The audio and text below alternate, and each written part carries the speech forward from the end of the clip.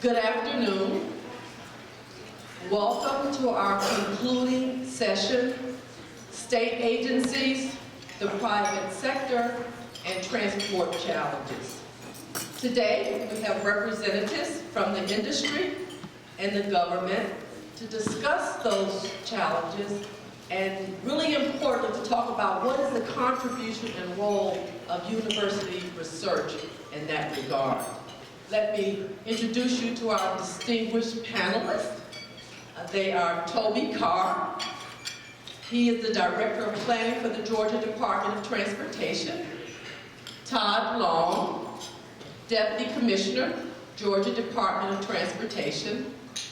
Kenneth N. Petty, the Acting Director of the FHWA Office of Planning.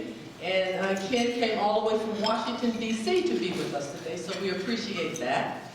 And Randy Stashick, who is the Global Vice President of Engineering for UPS and a real friend to Georgia Institute of Technology. Having said that, let me talk to you a bit about what the format is going to be.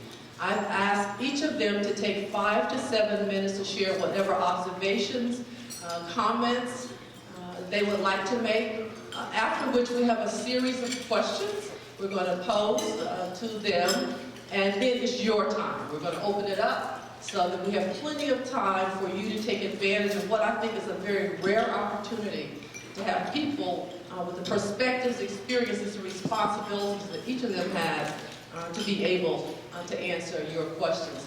So with that, why don't we give them a welcoming round of applause.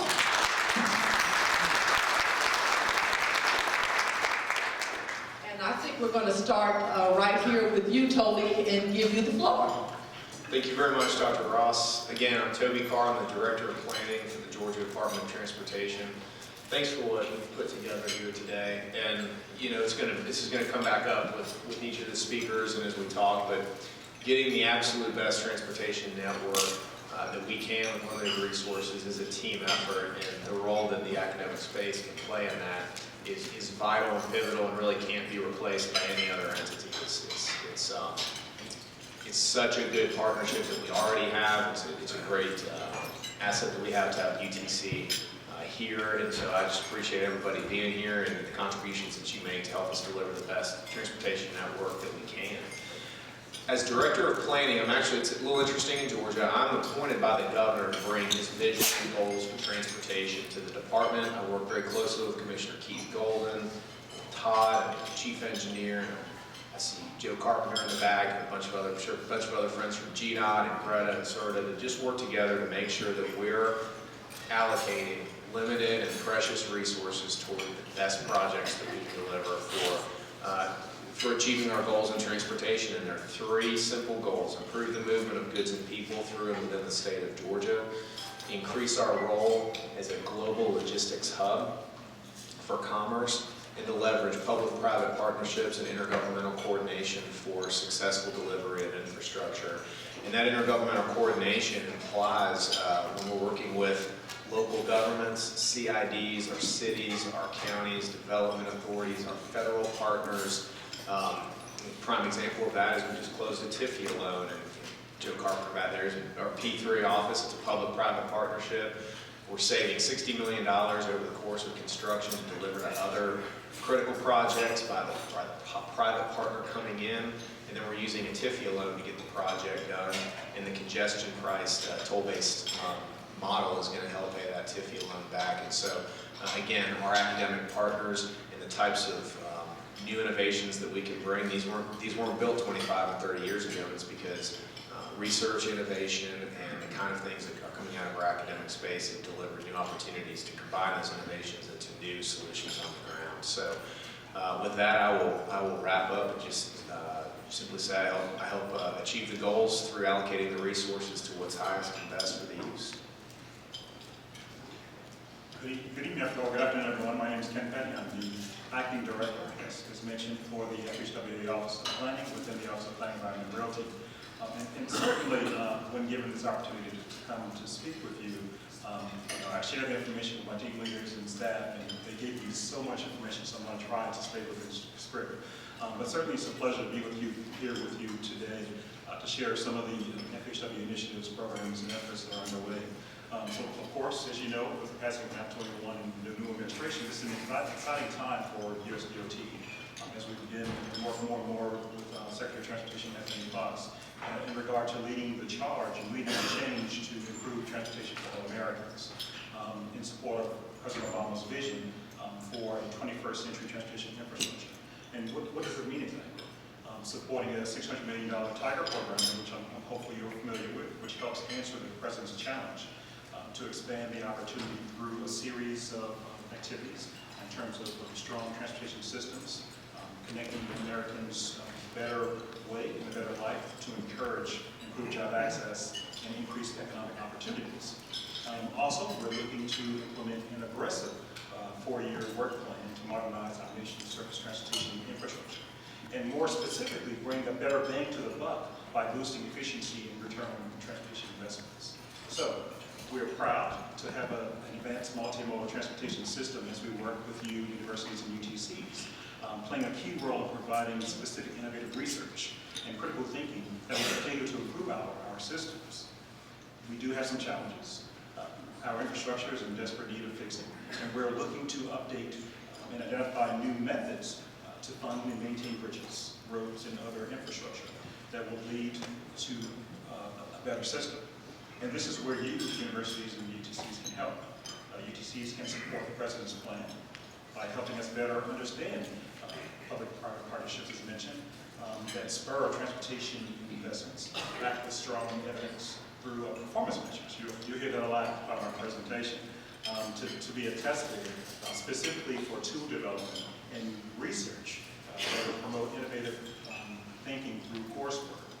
UTCs can also help us in terms of shaping the future transportation and working with us to develop a modernized statewide and metropolitan transportation planning process and help us identify potential data needs as a result of the full performance management process as a result of MAP 21. And we look to UTCs and universities to help develop that research to help guide USDOT and FHWA through this progression. We work hand in hand, as you know, with the Transportation Research Board to sponsor workshops and peer exchanges to help us plan events where you, UTCs, can showcase some of the important research, as mentioned in yesterday's session, as well as the course session that I was able to see the other day. Under MAP 21, so I can talk a little bit specific in terms of what some of the requirements are, there are several new directions and paths in which FHWA specifically is headed. They include looking at new methods for data management, processing, analysis, and particularly as it relates to collecting and processing large volumes of transportation system performance data and making it useful for decision making. And UTCs can be influential as we develop new predictive and forecasting tools and methods for looking at delay, assets, freight movement, emissions, and also under MAP 21 scenario planning, at least the option has been there in terms of allowing NPOs to develop their long-range plans, in which FHWA still and continue to support the use of scenario planning as we continue to sponsor workshops and webinars. Lastly, in MAP 21, we require before and after analysis of transportation system performance, in which UTCs and universities can help develop new means of analyzing system performance before and after transportation improvements as a means or need to establish consistency among states, MPOs, and public transit operators.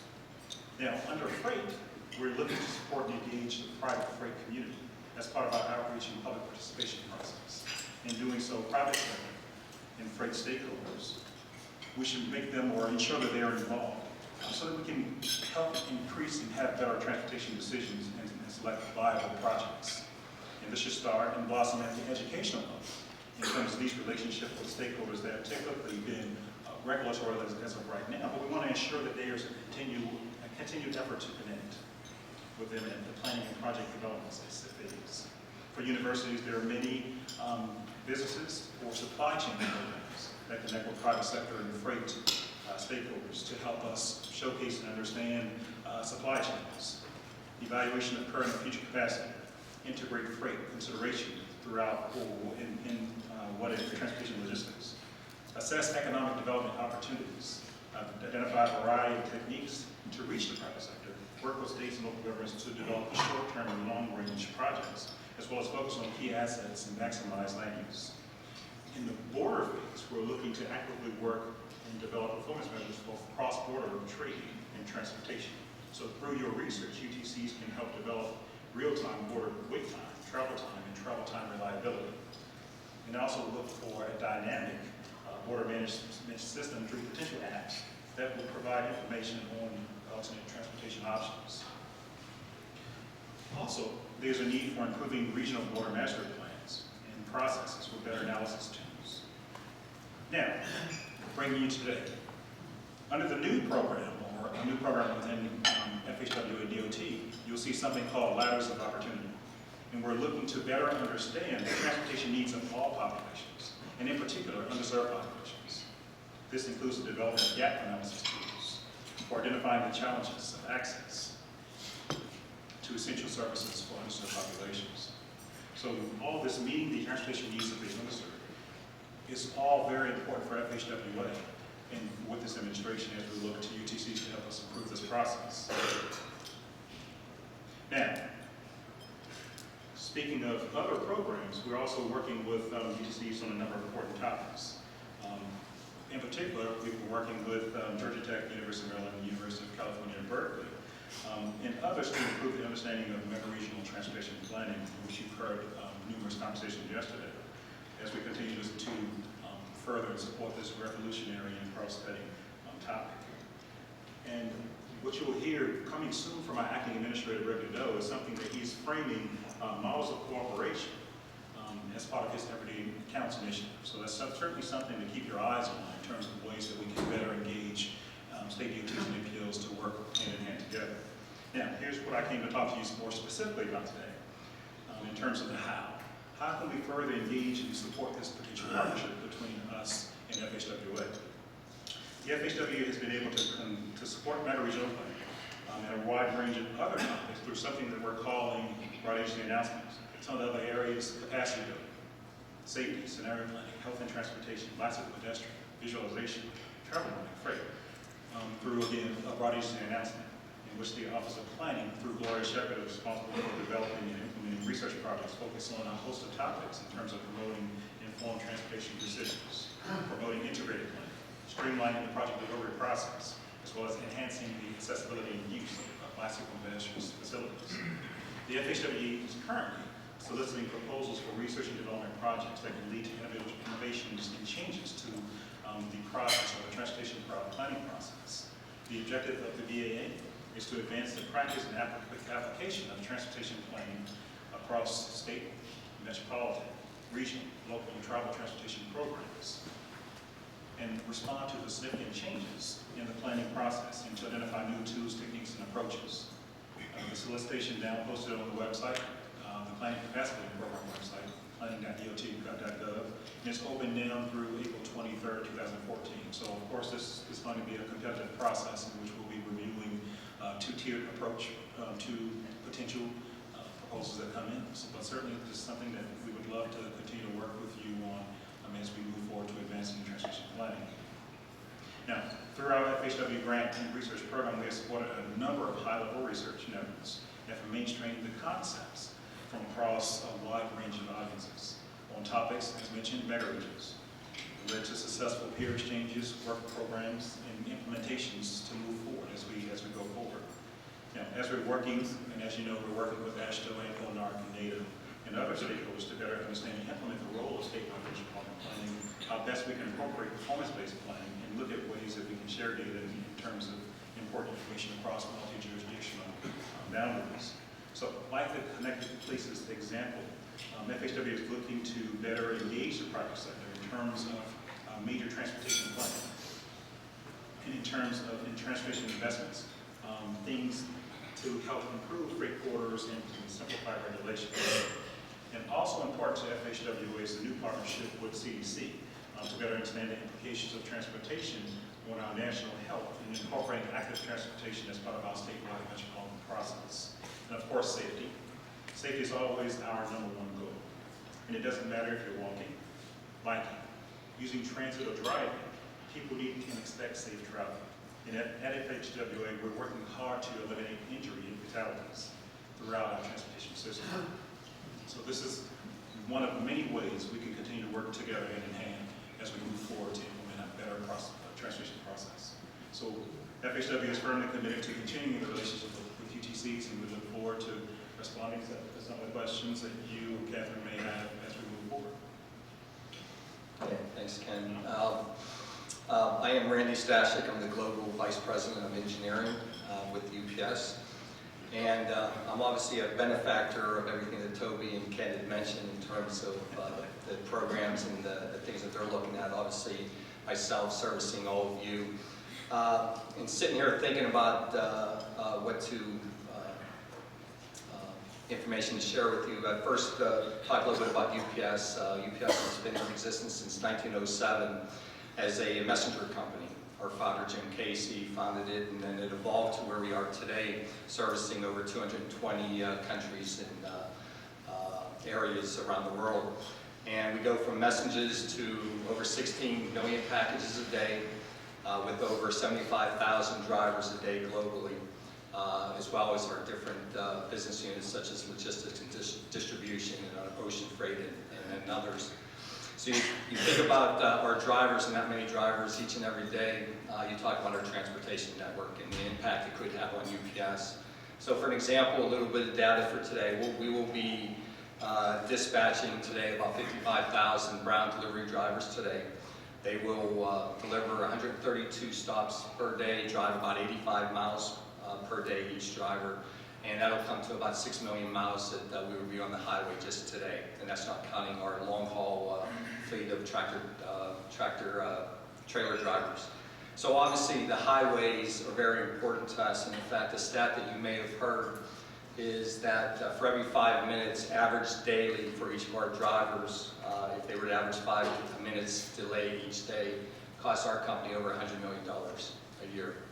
So obviously any impact in our infrastructure and our traffic conditions certainly plays a big part of UPS, but more importantly, it plays a part in each of you. We service our customers like we did in 1907, a message versus a package, and certainly that plays a big part in what we want to do for each of you, and or the services that we want to deploy to you. And in fact, we started as a company that had no commit times to having multiple commit times throughout the day with different services that we offer each of you. We make the decisions on what we're going to offer if indeed that we can make it happen and service it each and every day. So traffic does play a part in it.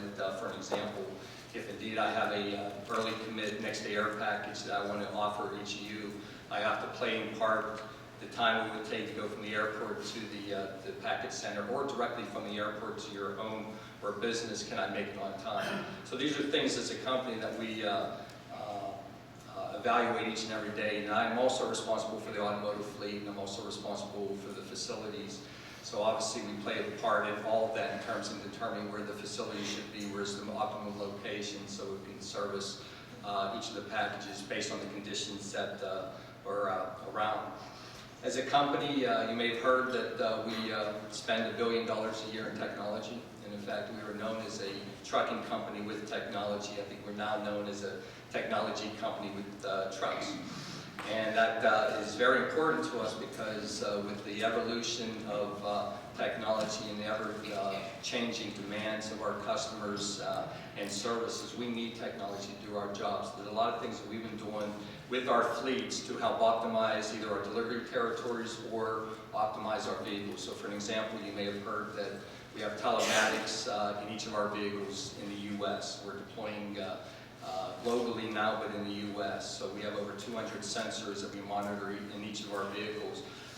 Most of which is engine components, so we can look at our engine life and be proactive in terms of repairs. But a lot of it is behavioral things as well as optimization data that we use to try to optimize our drivers' day, working around the conditions that they serve each and every day too. You may have heard, the no left turns. Who in this room has heard the no left turns? Okay, I have to. Of course, we do make some left turns, otherwise we'd be going in circles all day. But the reason we do that is to optimize the driver's path without delays. So, oncoming traffic is a delay as well as a safety hazard. So years ago, we developed our driver's routes to go up one side on the right-hand side of the center line, work to the apex of the route and come back. Less delays, less safety potential issues, and obviously we can reduce time and miles by doing that. We are now deploying a tool called Orion, on-road integrated optimization and navigation, where based on the stops that the driver has today, we can optimize the travel path that driver takes. So before it was historical data where we think the stop's going to fall, we now optimize it where they fall today. And that's something we're just deploying. It's going to be a multi-year deployment. That's going to allow us to optimize the travel path, reduce miles, reduce fuel consumption, reduce time. But obviously we got to do that in the conditions that it exists today. So obviously with the transportation network, any improvements that is only going to help us in that optimization tool and better serve our customers. So I'm excited to be here. I'm certainly excited to share any other info that you would like, but certainly as a benefactor of our transportation network, UPS is very engaged in what we can do differently as a company as well as what we can do to help you. So I appreciate it. Well, thanks, Randy. Is that better? Thanks, Randy. NASCAR learned that if you turn left every time you go faster. Right? That's right. They can do better. So maybe you can relook at that. Well, I'm going to give you a little bit of an overview of GDOT and where we are as an agency. Then I'm going to go through some of the positives that we got going, and I'm going to give you a little heavy downer in my story. All right, so GDOT is an organization. Our organization used to be about 10,000 in the 70s, reduced down really in the late 70s to about 6,100. We're stuck at 6,100 employees for the better part of 20 years, and about 5 years ago we started going through reduction, and we're down to about 4,100 employees, which means we're doing more work with less people, but we're using outside resources to do a lot of that work. All of our construction work is outsourced pretty much. Maybe well over probably 60–70% of our engineering is now outsourced to engineers. So the good news is most everybody here eventually graduates. Some of you don't graduate, right? You stay in school forever. Some of you guys have been in school 8 or 9 years. But a lot of you guys do graduate, and there are prospects for jobs. GDOT is in a spot now where our leadership has been through traffic engineering school and master's degree program. Our commissioner who spoke yesterday, Keith Golden, is actually probably one of the first commissioners in the entire country that actually has a master's degree really in transportation and traffic engineering. So that should be hats off to that, and right here at Georgia Tech, no less.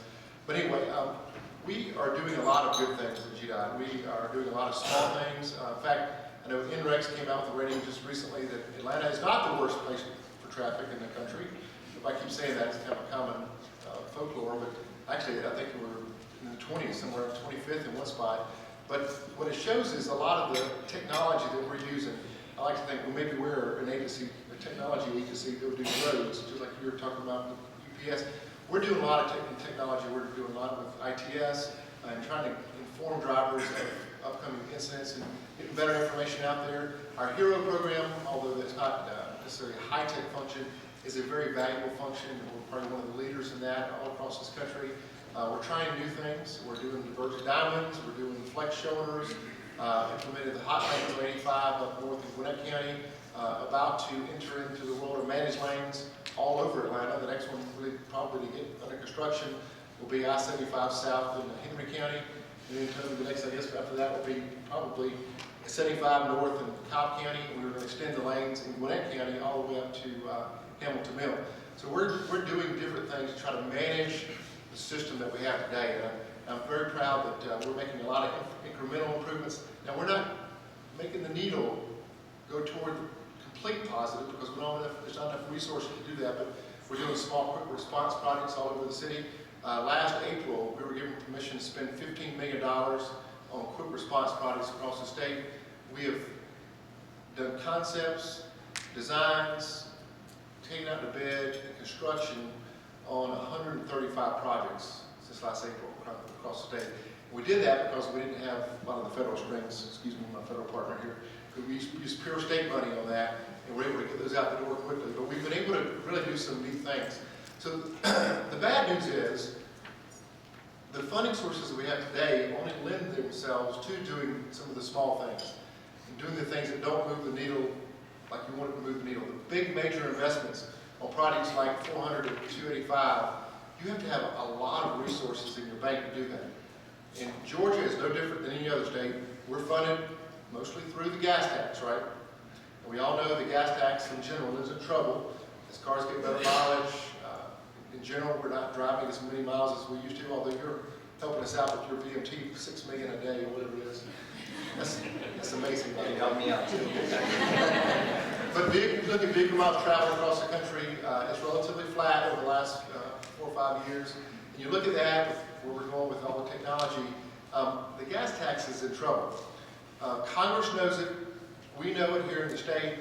We haven't figured out what to do. In Georgia, we tried to do something about it. We passed the Transportation Investment Act, and it actually passed in 3 regions around the state, which encompass 46 of the 159 counties. And those 46 counties are reaping the benefit right now of a 1% sales tax dedicated to transportation.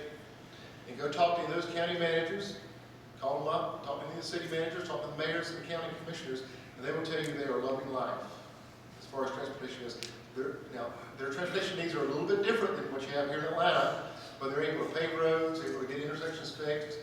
We just led a project in Augusta for close to $30 million on a major congestion artery. So we're doing projects that are more than just economic development, but are significant. And we're doing a lot of small projects. But they were able to do that because they voted for themselves 1% sales tax. Well, it didn't pass here in Atlanta, of course, and there are a lot of different reasons it didn't pass. But that was one attempt. This summer, there's going to be another joint study committee of the Senate and House to look at transportation funding. On the federal level, I'm going to close with this little Debbie Downer, is we are very, very concerned with where we are on federal gas tax. 18.4 cents a gallon. We've got a federal transportation bill we're operating under today. That bill expires September 30th. And the way the trust fund is funded in the U.S. is basically, it's like this glass. The gas tax money comes in, there's a spigot on the bottom, right? With a spigot on the bottom, was turned open, wide open. In other words, it was letting out more than was coming in the top. And what happens when you do that over time, what happens to your bucket of water? It goes down.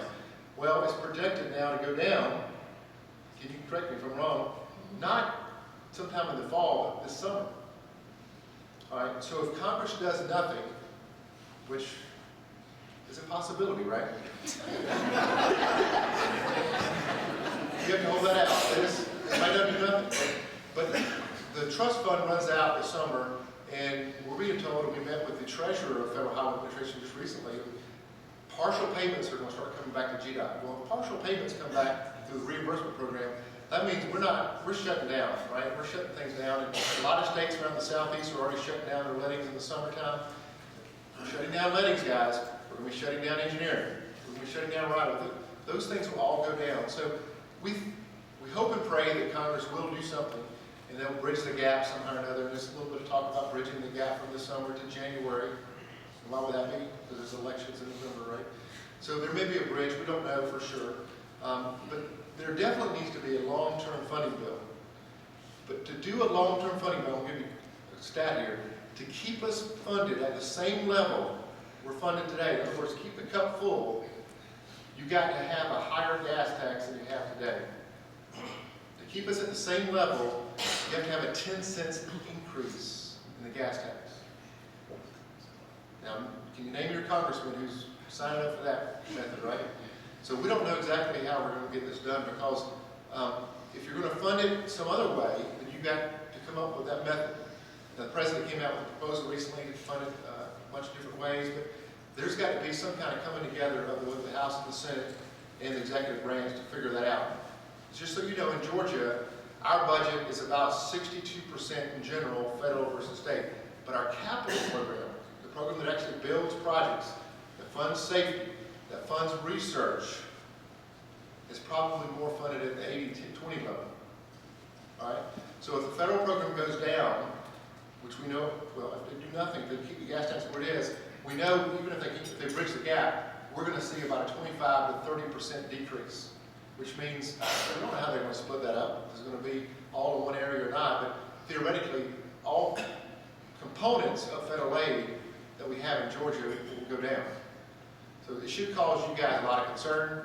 You should be talking to your congressmen and others, trying to figure that out. I can assure you the contractors are doing that, and the consulting industries have reps doing that.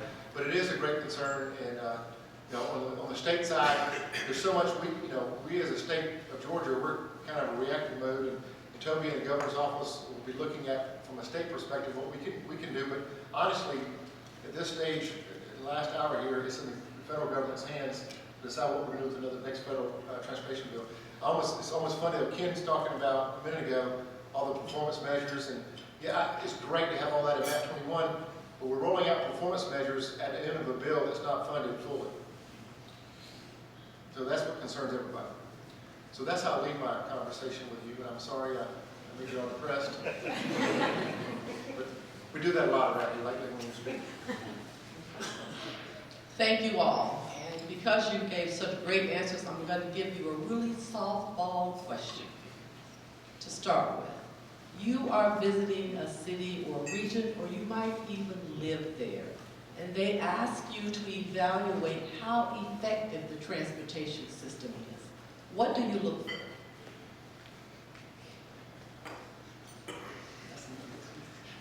They're looking at me on that one. Ours is great, by the way. I have a different comment every day, I guess. The things that we look at is, one of the things I mentioned with the telematics, one thing that we do measure is idle time for our drivers.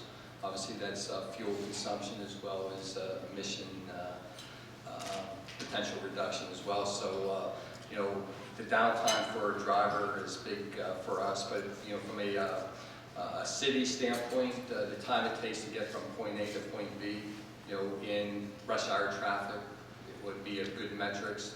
The cost per mile, the transportation cost per mile would be one that I would look at, what it takes us to go through those particular cities. I look at delay time, and in fact, one of the things with technology, we're able to measure different delays, so obviously that's important to us too, because delays means time, time means cost means potential service to all of you, so that's very important to us as well. And depending on the magnitude of the city and or the congestion, too, it may cost us more employees to do it, and that's one thing that we will do. We will work around any type of issue to make sure that we adhere to our promise to each of you, but that may require us to put on more drivers, more fleets, more time, and so forth. So those are things that I'd be looking at too from a cost per package standpoint in those areas. So from a UPS standpoint, I'd be looking at internal costs, but from externally, I'd be looking at transportation time between different points, be it at different times of the day too, and more importantly too, is that improving over the course of the years to see if things are changing. And for FHWA, this is something that we're trying to look at now, is the whole connected places piece. It's in terms of trying to ensure that everyone can get to their needed destination in terms of getting to those essential services, be it jobs, be it home, be it government services, but being able to go, as mentioned, from point A to B using the available transportation options. So that's certainly something that we're looking into. Right now, we're through the models of corporation and the Blast for Opportunity. We're hopeful to identify some best practices, so hopefully we can work with you to identify some of those notable things that many communities are doing to help ensure that their populations can get to such locales. And as I mentioned, through those EDC 3, we're planning on doing the summits, so maybe back in Georgia, in terms of showcasing what opportunities exist, as well as some of what agreements can be put in place in terms of allowing states, NPOs, et cetera, to share information, share data, and share resources to be able to accomplish just that. I think just listening to those comments, so you can sum it up in cost, time, and reliability or certainty, either one. And GDOT has a dashboard. For years, it's been essentially publishing its own scoreboard with respect to how do you measure the things out on a transportation network to get a good assessment of that. So just to go into both cost and reliability, TTI publishes congestion costs, and so you can see that we publish it for metropolitan Atlanta, what congestion costs are per year. And it's not a perfect metric, right? Because if the economy is down across the entire country, and in the state of Georgia too, those congestion costs go down.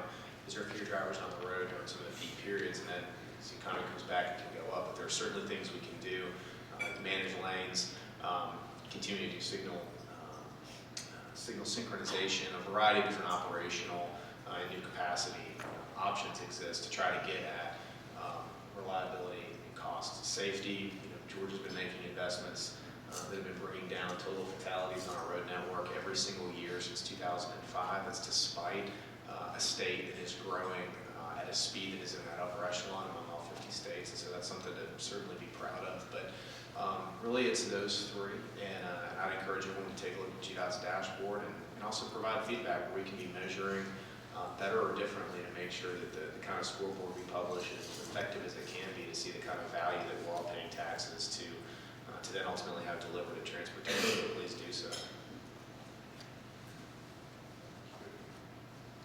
Are we measuring the right things? Are the metrics that we have, and you've talked about a lot of those, are they sufficient? Should we be measuring different things in different ways? Are we missing some items that need to be in that dashboard? Yeah, I'll attempt to answer that. We discuss our staff meetings quite often, and are we measuring the right thing? And in fact, we meet once a week, and typically once a month or so we have one of our different measurement owners will come in and present. For instance, we have fatalities, that may be a measurement. They'll come in and present where we are on fatalities, how we're doing. Are we doing better or worse? Are we doing accidents? And fatalities, by the way, just so you know, we've had the 8th, we'll have a press release real soon, the 8th consecutive year of fatalities going down in Georgia. That's phenomenal. Now, a lot of states are having that similar type results, which is great. But are we measuring, is 40 fatalities down a year, is that the right measurement? So we struggle with this, is 10 minutes reaction time for a hero truck driver. Those kind of things we look at consistently and try to decide, are those the measurements that really tell us what a true indicator of our system is? Certainly, we're focused in on mostly road measures. We don't focus in at GDOT on multimodal measures simply because, let's be honest, we don't fund multimodal at GDOT simply because the way the funding is, our motor fuel tax is restricted roads and bridges. Last year, I think, out of our $2.2 billion budget, we had just over, was it $6.5 million, Toby, for multimodal, right? For other mode, and those were split between like ports and everything else. And we do leverage federal funds for those, but that's beside the fact. But we're not sure all the time if we're measuring the right thing, but we certainly look at it and constantly talk about it and discuss it. And I think that's the truth. If you put a measurement, you take it and you measure it once, you look at it, you put it on the shelf and never look at it again, I think that's where you're screwed up. If you're constantly analyzing to make sure you're doing the right thing, that's when you're at least looking in the right direction. Just to piggyback on that too, it's always nice to know if you've got a scoreboard, what does the other team have, right? Are we winning, are we losing, are we trending ahead or behind? And that's where, some of these third-party measurements, and that's where, one, we pay attention to third-party measurements. When you see, whether it's economic development-related publications, some media outlets, and CNBC publishes some things once a year or so on how states are doing on infrastructure. Paying attention to those too, and looking, okay, when others look at us and then try to compare us to other states, what are we learning? What does it tell us about our own network? But certainly when we're talking about, where can the academic space, effectively partner to make sure we're getting the best network, or even where we can just continue to drive some of these best practices to where, if you could have a uniform scoreboard that, maybe it was mandated, maybe it was just adopted by everybody where we just agree, this is a walk, this is a single, this is a double, then you could get to where you could really start looking at what moves the needle from an investment standpoint. And really all that helps you do that is just make sure you're targeting your resources toward real impact and beginning to minimize those projects that you ultimately learn don't move the needle as effectively. And speaking of mandated measures, again, bringing up MAP 21, this is certainly something that we'd love to get, at least from the non-federal side. There's another process in which some federal staff are to task to come into DOT and provide comment. Certainly something that we're contemplating and thinking about. We'd love your feedback from the aspect of the MAP 21 measures that are identified in terms of safety, in terms of asset management. So there are numerous NPRMs coming out. I think the FHWA is out, the planning rule, I pray, will be out in the next coming weeks, but certainly from a management point of view, stay tuned and let us know if we are heading in that direction or if there are some other things that we should be doing. Of course, from a national point of view, we have that perspective, but certainly at the state and local level, we're leaving up to you guys to determine what some of the specifics are to help reach that national level. If you think a bit into the future, and I ask the question, what can we do that will really make a big difference in terms of improving our transportation system? What are the challenges, opportunities? What is that thing, those sets of things that really will help us improve mobility, improve the entire performance of our transportation system? What is that list? How much time do you have? No, you know, a lot of things were mentioned already today. When you look at, you know, the improvement of our transportation network, you got to first look at the infrastructure, and then where does that stand? How do we best measure that to know what kind of problems that we have or could potentially have in the future? So I think there's different things that are being looked at in regards to that. You know, the biggest, you know, challenges we have is, and it's all of us, is, you know, when there's delays, when there's traffic conditions that is unexpected and or even, you know, expected every day, and how can we overcome that? And, you know, I was going to comment on the metrics a little bit. Really, my comment was nothing more to add to what was already said, but what are we doing looking out into the future? Okay, where are we today? Where are we going to be in 5 to 10 years? Are we measuring our effectiveness in getting to where we want to get to? Do we have a strategic plan? These are things we look at as a company, and these are things I think we need to look at too. It's not necessarily where we are today in order to make improvements, but where do we want to be in 5 to 10 years, and how do we best get there? So it's a combination of, you know, is it infrastructure, is it environmental concerns, is it noise pollution in regards to traffic, is some of the challenges funding, you know, which I think we heard some of that here today. So how do we best overcome that, but more importantly, what do we do for today as well as plan for the future? I think that's something we have to look at. I guess I got a few, if you want a list of things you could do, don't own a car, right? I just laughed at that, but I'm making a point. We've got people on our staff now that, at GDOT, that don't own cars. It's a radical change in mindset that I don't think we've embraced yet, that a lot of the younger people graduating don't want to live, work, and play 30 or 40 miles apart, right?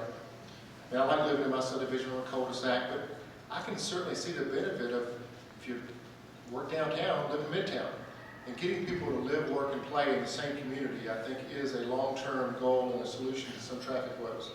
Technology, making use of technology to telework. I think that the standard hours of morning commute and afternoon commute that's gonna change over time, and it's gonna be, hopefully, spread out over a period of time. ARC has a great graphic, I don't know if you've ever seen it or not. It shows the network, all the roads are basically in red, and the roads, as the time goes on, the roads rise up on the surface of the paper, essentially. It's a 3D model. So in other words, like I-75, in the morning time it gets taller and taller, and then it goes down around lunch, it gets bigger and bigger, and in the afternoon it goes back down. So they do that for the whole network.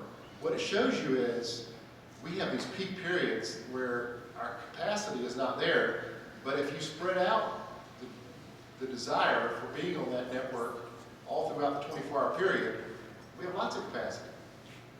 It's just how do you spread that out? You do that through technology and people teleworking and changing their commute patterns and people living and working and playing all near where they live, as opposed to kind of how we do it today.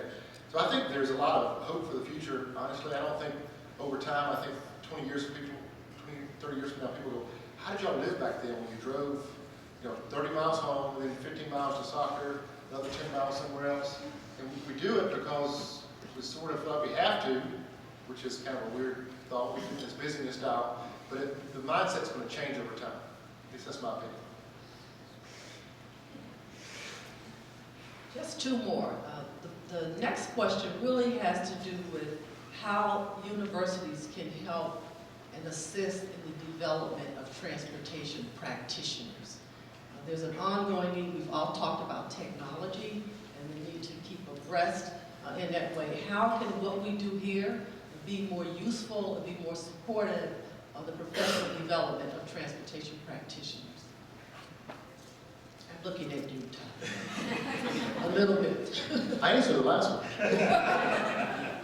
Well, you need to, you're doing a good job here. I know what Georgia Tech teaches, and I know there are people from NC State and all around here, and all the different schools, but I mean, as you teach students, as you do your projects that you put forth for money, for being funded for research, choose items and projects and topics that will be useful. Now, I don't know how to say that right, but I think yesterday the commissioner talked a little bit about his view on researches. Make sure you come out with things that are things we can use at the end of the study, not your last line needs more study, right? So that's what we tend to do on research problems. We end it with needs more study. This needs to be items that we can apply immediately, whether it be something to do with bikes or something to do with roads. It doesn't matter. Make it useful to put on the road or put on the street. And for at least at the FHWA level, this is something I mentioned earlier, is just looking at the statewide metropolitan process and try and take it to the next level. Talking with Gloria, Harlan, and others, at least around and others within the agency, is looking at how we can advance it. The old school may not work moving forward. So certainly from my perspective, it's looking at the curriculum from the aspect of, we had a conversation yesterday in terms of why did I come into the whole transportation field around. So it's certainly something to think about as to how we begin to work with the university UTCs in terms of actually getting on the syllabus, identifying why transportation is important, and how can we take the program and process to the next level. Yeah, I'd add to that, when the last ASHTO meeting in Washington, D.C., it was just earlier this month, Secretary Fox mentioned a recent study that was done, and I don't know by whom, but it just touched on the idea that in the United States, and just across the board, we could drive meaningful efficiency. We could get anywhere from like 30 to 40% more bang for the buck just by adopting some of the things that are being done around the world. And so I'd say too, where technology and innovation and best practices and then just human behavior, where those are not coming together in an optimal way here, but maybe they're happening somewhere else, or maybe there's something being done in an entirely different sector that could then be combined with a type of solution being done somewhere else, and then we can bring it home. I think looking far and wide and dreaming big and thinking big is not. It's not just a statement. I mean, when the US DOT can look and say, all right, where can we get more efficiency? And they say, well, just look across the ocean there, or look south, or look over, and this is how much you can get. I mean, I think there's a lot out there, but it's just finding the right combination. It's not going to be a single innovation. It's how does one or two or three string together in a new way, and you stitch together something entirely new. That's where it can be done. So that's my take on it. This is the last question, I promise. How is university research likely to change in the future? If you just think about what we do and ask how we might do it differently, years ahead, how might it be different? I think as technology evolves, it's obviously going to change, how we do research in the future, and we become a data-rich, world, if you will. How do we take data analytics and technology and take that into something that can be deployed and implemented? And I think Todd made a good point, is that when you do have these projects, you certainly want to have something that we can all deploy and measure the results thereof. And I think technology is always going to evolve. We need to leverage that. We need to leverage the information that's available to us and take that data and put it into something that's a workable stream that we can implement. I'm going to open the floor now for questions from all of you very patient listeners out there. Yes, sir.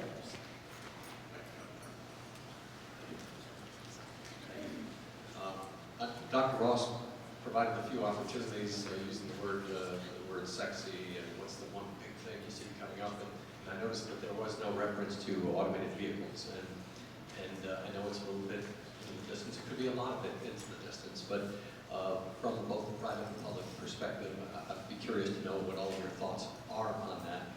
And then if I get a chance for one more question for UPS, will you be converting to CNG or some other type of fuel since you do put 6 million miles a year on your fleet? I'm curious what you're going to do with that. Okay. I'll answer the CNG. First of all, you know, we're not at the point of the automated vehicles, by the way. You know, we need somebody to get to your front door to deliver the package, but whenever we can combine that with robotics, you know, we will. But I mean, we're looking, you know, we're always going to stay in front of the technology, and I thought the question of drones was going to come up, and that's, we get a lot of questions on that too. There's something hovering around this right now, even though, you know, last year I could have used a few of them, but in regards to our alternative fuel vehicle fleet, we have one of the largest of any transportation company. Right now we're running over 3,100 a day, which is a combination of LNG, CNG as well. We have over 900 CNG package cars today. It was one of the earliest alternative fuel vehicles that we're using. In fact, in the 1940s, we used electric vehicles in New York City. So we go way back in regards to the fleets. We're finding that it's more attractive. The more miles that we put on, the quicker we can cost justify that. That's some of the things we look at. When you're running 85 miles per driver in a delivery vehicle, or 600 to 700 miles in a tractor. That's why you probably saw the release that we are adding. We will have over 1,100 LNG tractors by the end of this year. We will also have 50 CNG tractors, which is brand new to our fleet in California. They're just now arriving into our 3 facilities in California. And you may have saw that we just made an announcement that we're investing in over 1,000 propane vehicles in the U.S., which will be deployed and installed. We're adding 54 fueling stations with those propane vehicles across 3 states, and that should be implemented by early first quarter of next year. And we're also, with the LNG vehicles, obviously fuel is, where fuel is available is where we put it. Put those vehicles. We also will have 15 LNG fueling stations on our properties with that. And we also have CNG fueling stations on our current vehicles as well as our future ones. And just a side note to electric, we added 100 electric vehicles last year in California as well. The automated vehicle aspect.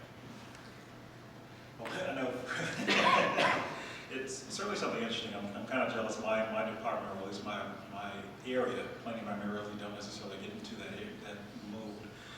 But certainly, just listening to my former administrator, Victor,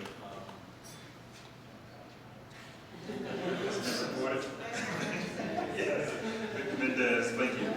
I'm thinking Victor Nadeau from Greg and merging Victor and Greg's name together, but it's certainly something of envy and jealousy in terms of working with our Turner Fairbanks office in terms of looking at the new vehicles and the way for the future from the aspect of driving itself. It was interesting. And I'm not sure if any other FHWA folks are here, but we got an email that ultimately said, would you like an opportunity to drive one of these new vehicles? And within 5 minutes, we got an email saying, never mind. From the aspect of so many other people responding in time to be able to, you know, go out to Turner Fairbanks and test it. But it's certainly something that we're researching further.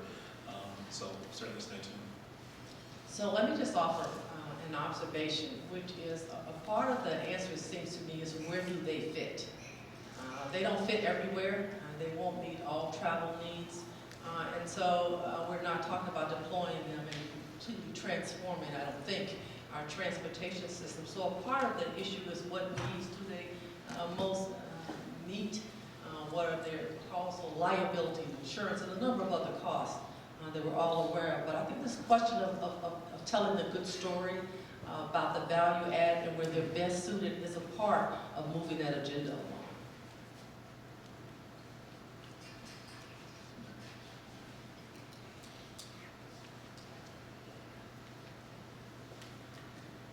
Toby touched on it, but for Randy, as far as borrowing innovation from, I guess from Europe and other countries. As far as your operation here in the U.S. and looking at your operation over there, is it something specific that we could use over here that they're doing over there? It's a good question. You know, our makeup there and density, if you will, obviously, we do a lot of things as relates to the density, number of packages per driver, and we're in a lot of countries. A lot of it is what we call brown countries, some of which we use outside service providers or agents that work for us.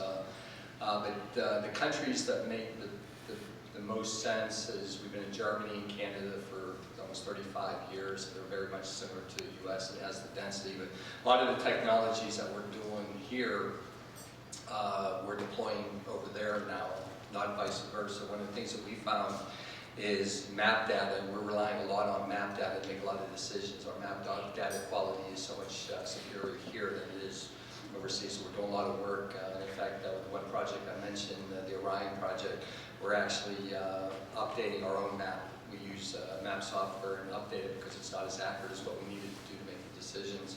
But I think the challenge, you know, some of the challenges, there is some emission controls over there, some cities that we need to go into with electric vehicles and hybrid vehicles, so we're learning some things there. But there's nothing that comes to mind that we're taking from there, bringing it over here. We're actually going the opposite direction.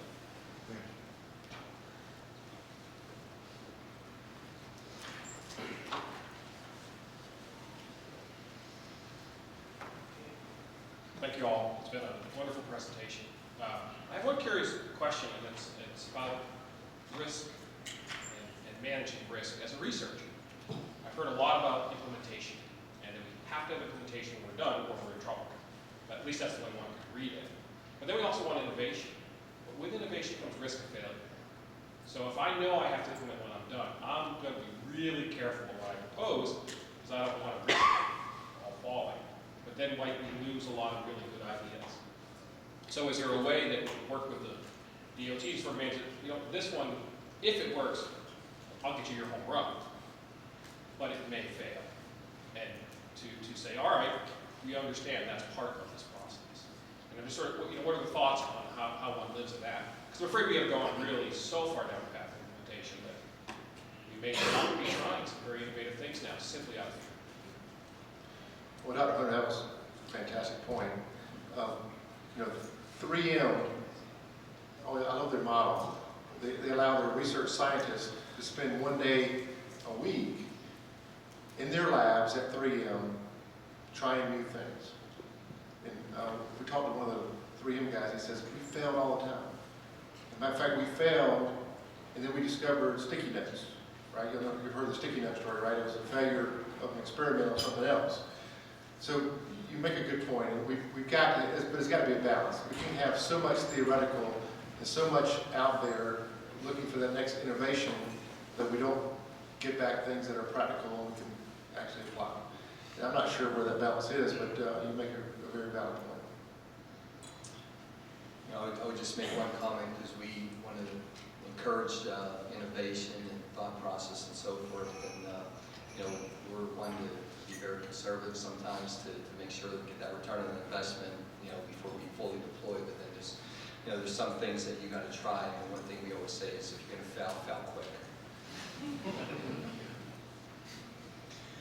Yeah, to add, I think where, you know, again, we all pay into the system through the existing sources to again get these assets that we use to make our lives better, to get from point A to point B. And I think being the kind of citizen that encourages at the policy level that curiosity and that drive to try some things and to be willing to walk back if it's a quick failure, but to try new things in a pilot format, in a demonstration format. You know, you probably heard about it on the news when it came out. We have this thing called the I-85 Managed Lane, and that's a congestion reduction demonstration program at the federal level. It's a partnership between GDOT and, in fact, working closely with both FHWA and FTA as an idea to try to reduce transit ridership, as we know. So, you know, pilots, demonstrations, there's a value for that. That's kind of the formal, you know, kind of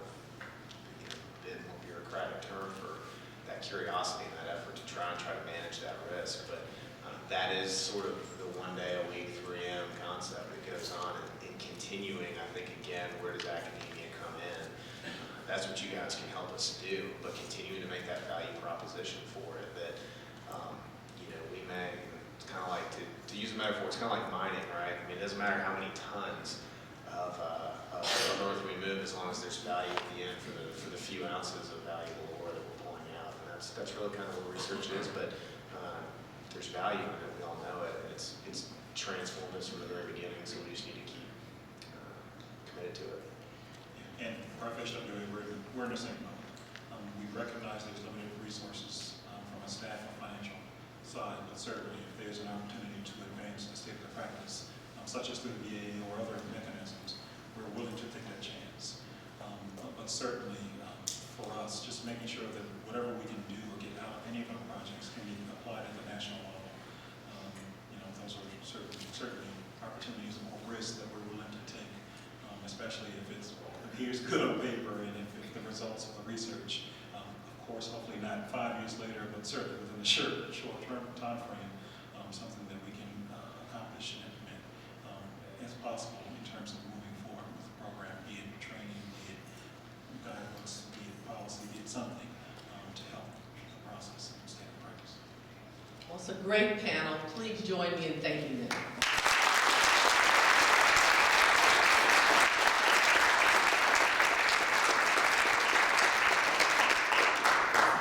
You are adjourned.